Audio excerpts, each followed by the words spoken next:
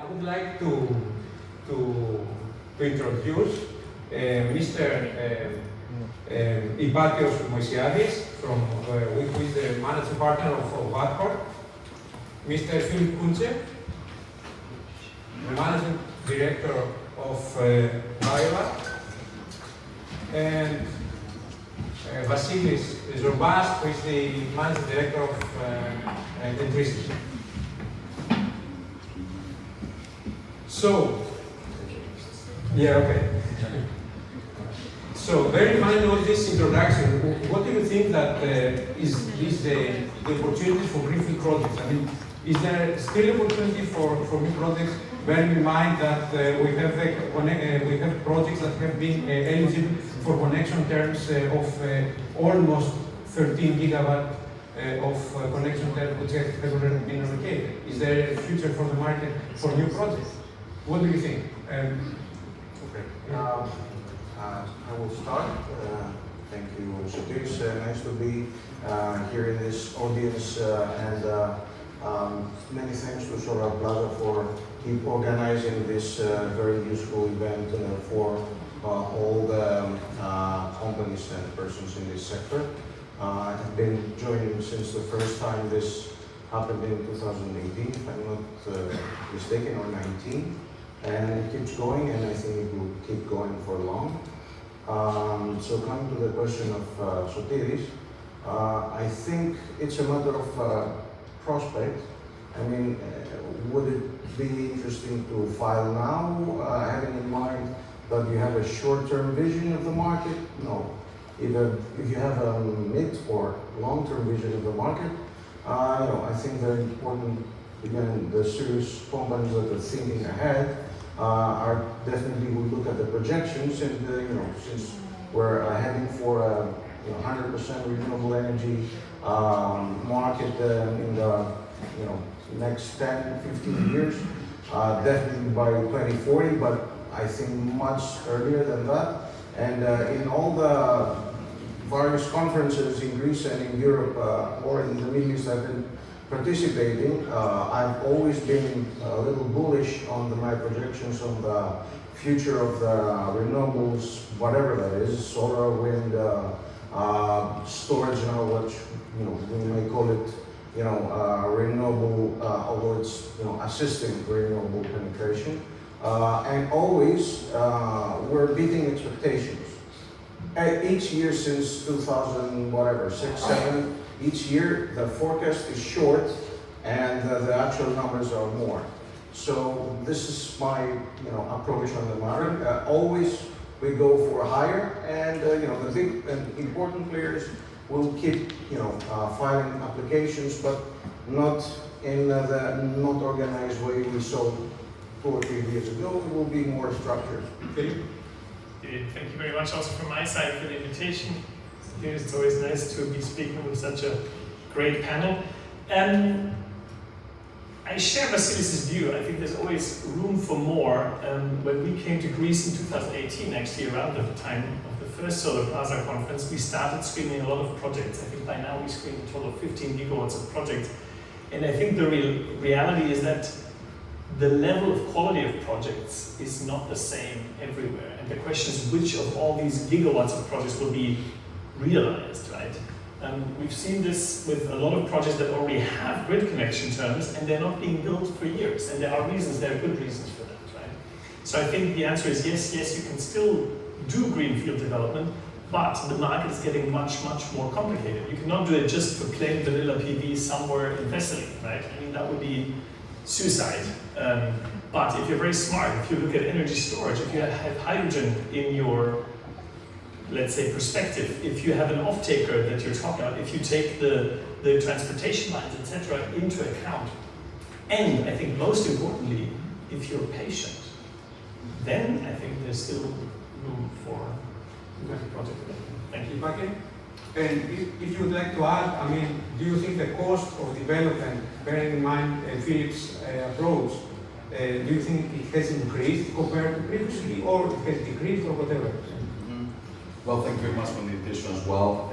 It's always a pleasure to come from London and and participate in these events. Wattcrop has entered the Greek market in 2019.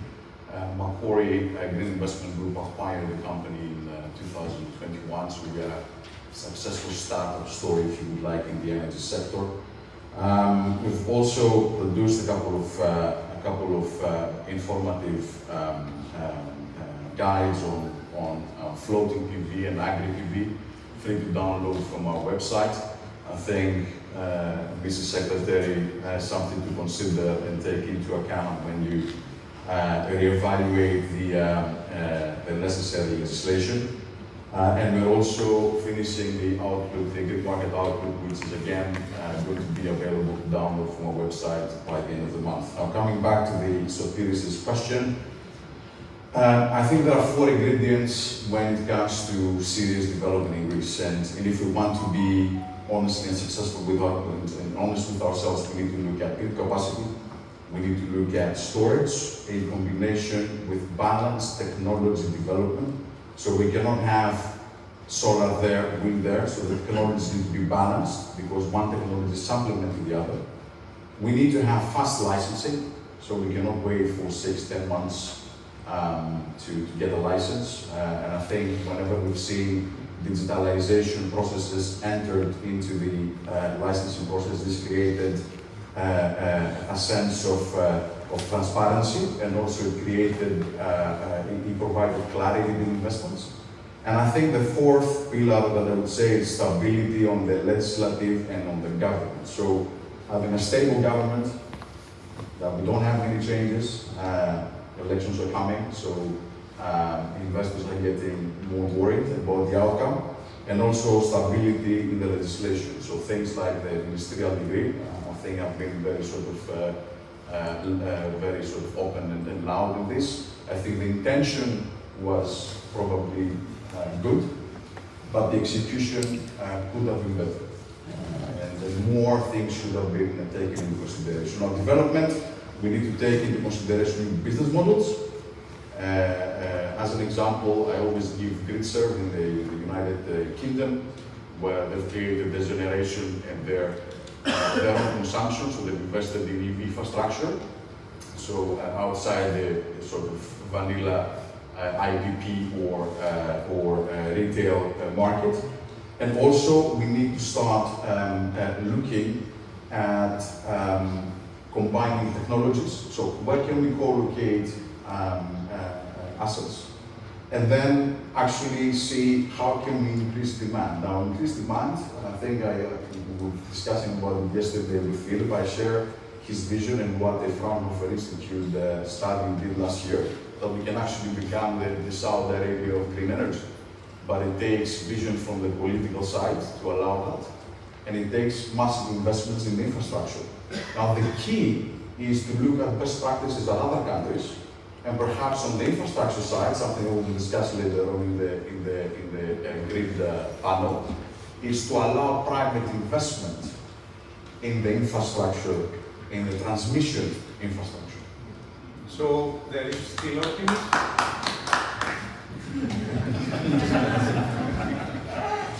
There is optimism. If you ask me, it's a $1 million question. We will continue. But you have to think smart, yes, and act smart.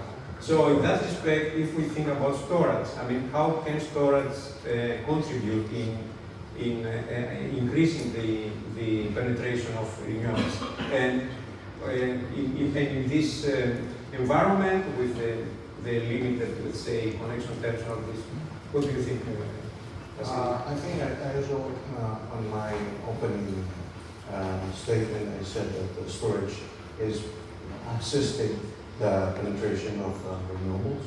And the more the penetration of renewables, the more storage we need. And I think that the ministry has already realized that, and they're doing moves towards, already we have I think we're the first country to have an approved scheme for finance.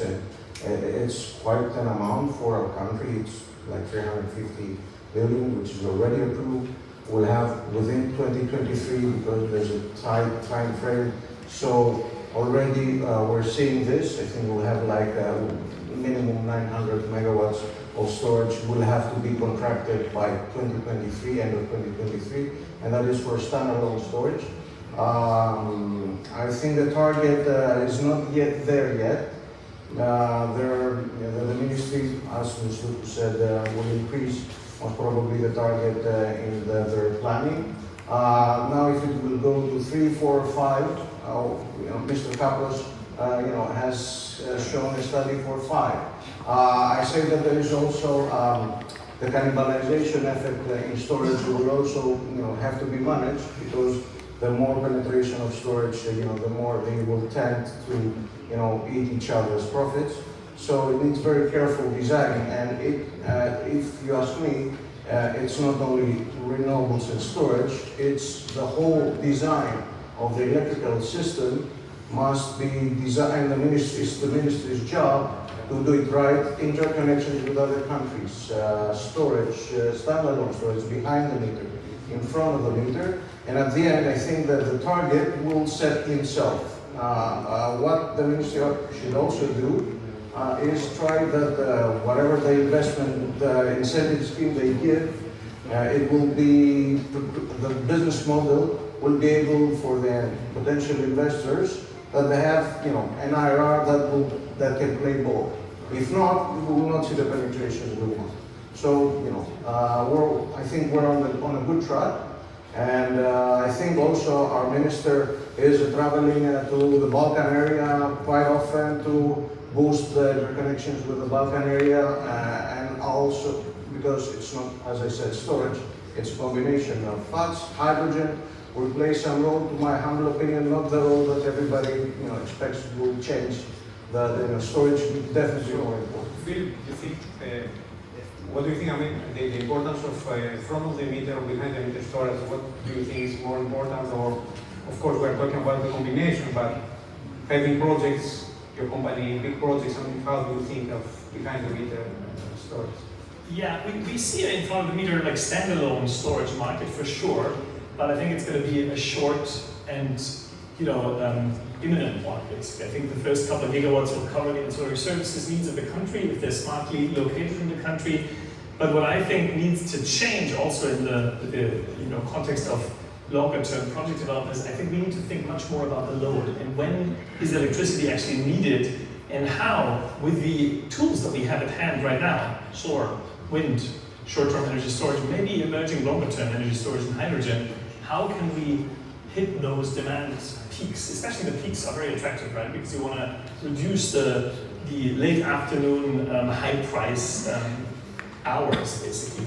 And I think there I strong, and coupled then with the necessity to access the grid, right? I think big storage that are more focusing on shifting electricity are very, very relevant and will stay very relevant. And maybe in the future, that's what we see in the US. I was active actually as our global coordinator in Baywa RE from the US to Australia for energy storage 2 years before I moved to Greece. And for example, within 8 months, we moved 100% of our US PV pipeline to storage plus PV. There was not a single PV only project anymore. And I think this is the direction that we will see. So I will conclude this series, with you, and then we will have some questions from the audience. Sure. So please. Sure.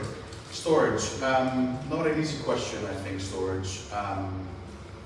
We see that there is, I think, a noble gesture. I think it's on one hand welcoming that we have this pot of money for subsidies. My sort of message to the market and my sort of message to the regulators is actually, whenever we have subsidies, that creates market irregularities. So the market has matured over the last 5 years across Europe. I think what we need is a stable framework that will outline the revenue stacking within storage. So we don't need subsidies. We can make things work without a penny, Mrs. General Secretary. So what we need is a clear service allocation. What sort of services can we offer to the grid? How much can we sell these services? And then we can make the business models to allow for storage. Now, there are a couple of things that we're discussing, perhaps storage as standalone projects, and we have applied for quite a significant number in the system. But also we have the co-located with generation. A couple of things on the co-location.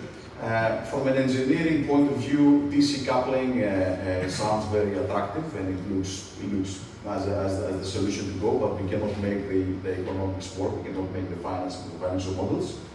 And I think for us as a Macquarie GIG company, what we look is also, we look at storage as an enabler in order to further invest in the PPA markets. We've taken a strategic decision not to participate in the auctions. We don't care about the auctions.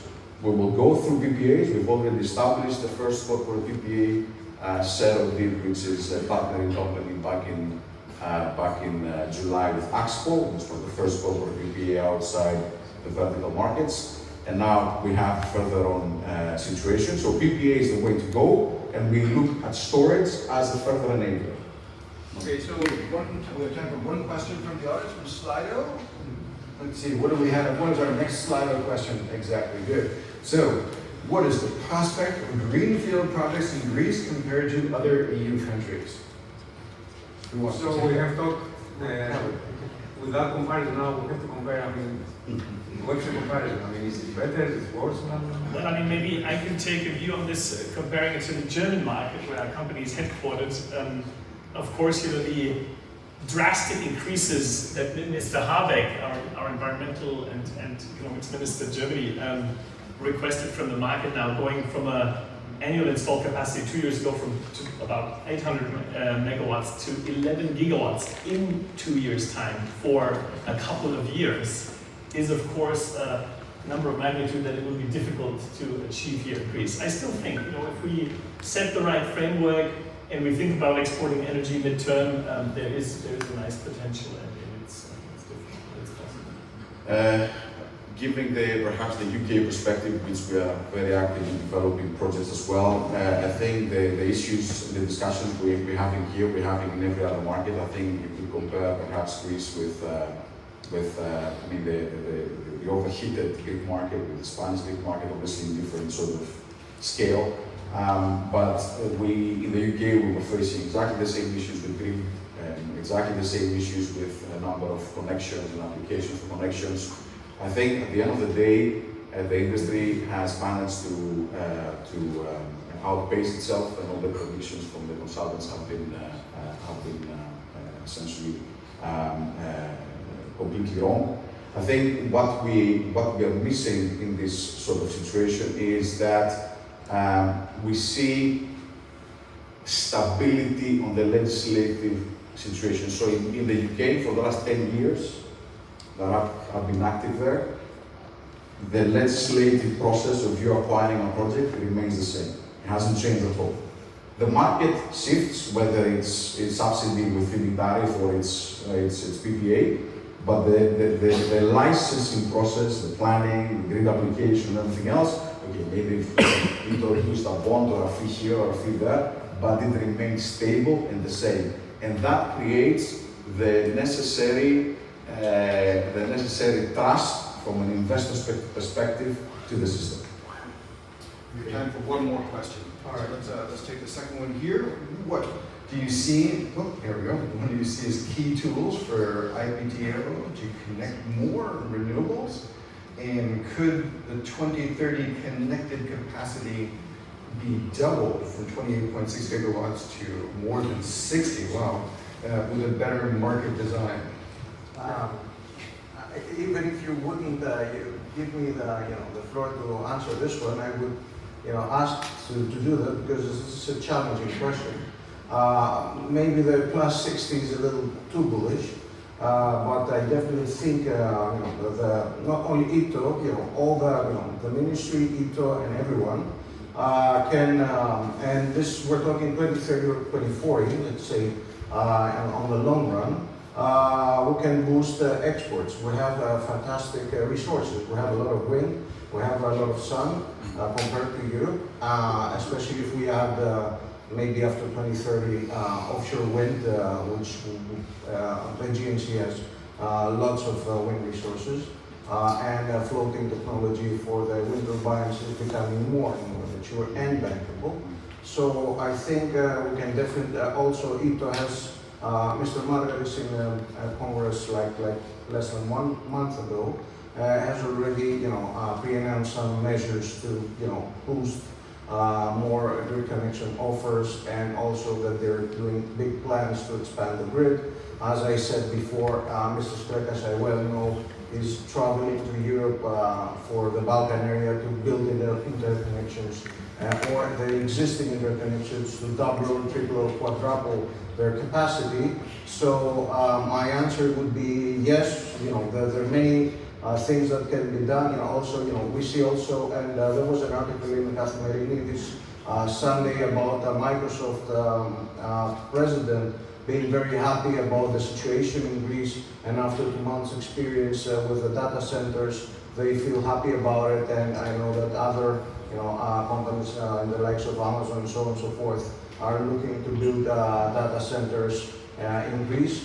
So also that will create, so boosting, consumption will also boost demand. So maybe we will not get to plus 60, but there are many ways to go at least, to plus 50 or even, plus more than 50%.